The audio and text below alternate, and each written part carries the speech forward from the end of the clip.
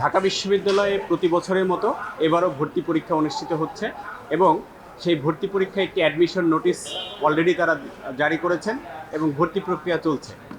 সেই ভর্তি পরীক্ষার যে নোটিশটি দেওয়া হয়েছে সেই নোটিশে বলা হয়েছে যে এখানে পোষ্য কোটা থাকবে এবং খেলোয়াড় কোটায় তাদেরকে ভর্তি করানোর সুযোগ রাখা হয়েছে। তো ঢাকা বিশ্ববিদ্যালয়ের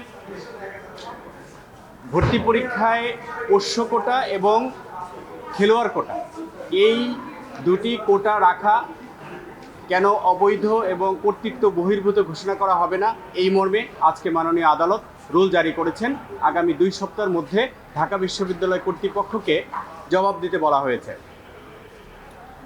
ঢাকা বিশ্ববিদ্যালয়ে ভর্তি পরীক্ষার সময়ে যে কোটা পদ্ধতিটা রাখা হয়েছে সেখানে অন্যান্য কোটাও রাখা হয়েছে।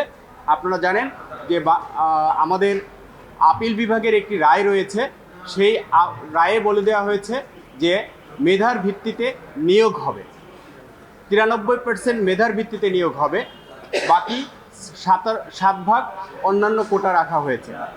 ঢাকা বিশ্ববিদ্যালয় কর্তৃপক্ষকে যখন আমরা এই বিষয়টি রিপ্রেজেন্টেশন দিলাম, অর্থাৎ এই কোটা বাতিল পুনর্বিবেচনা করার জন্য আবেদন দিলাম, তখন কিন্তু তারা এই আপিল বিভাগের যে রায়টি সেই রায়টির রেফারেন্স দিয়ে তারা বললেন তারা মুক্তিযোদ্ধার যে নাতিপুতি কোটা ছিল সেটাকে তারা বাতিল করে দিলেন, অর্থাৎ আপিল বিভাগের রায়টি তারা অ্যাডপ্ট করে নিলেন।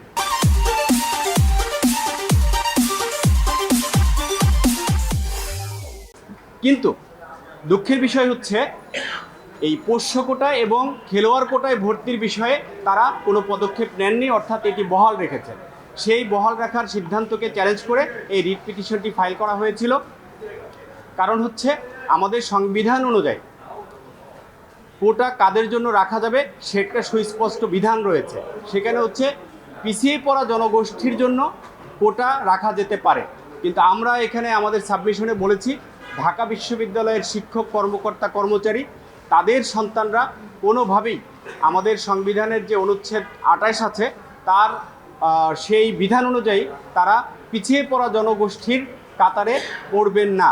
আর এ কারণেই তাদের জন্য স্পেশাল একটি কোটা সিস্টেম রাখাটা এটি আমাদের যারা ভর্তি পরীক্ষার্থী তাদের জন্য মৌলিক অধিকারের পরিপন্থী, অর্থাৎ সাংবিধানিক অধিকারের পরিপন্থী। এটি আরবিট্রারি অর্থাৎ নিপীড়নমূলকভাবে অন্যায়ভাবে এই কোটা সিস্টেমটি বহাল রেখেছে। এই যুক্তিতেই মূলত আমাদের আদালত আজকের এই আদেশটি দিয়েছেন।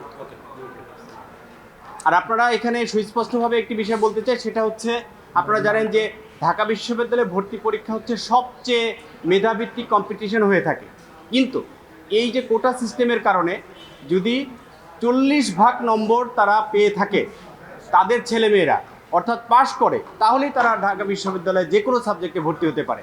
এটি আমাদের মেধাবী শিক্ষার্থী যারা আছে, যারা ভর্তি পরীক্ষার্থী, তাদের জন্য চরম অন্যায় এবং বৈষম্যমূলক। এই কারণেই আজকে আমরা এই রিট পিটিশন দায়ের করেছি।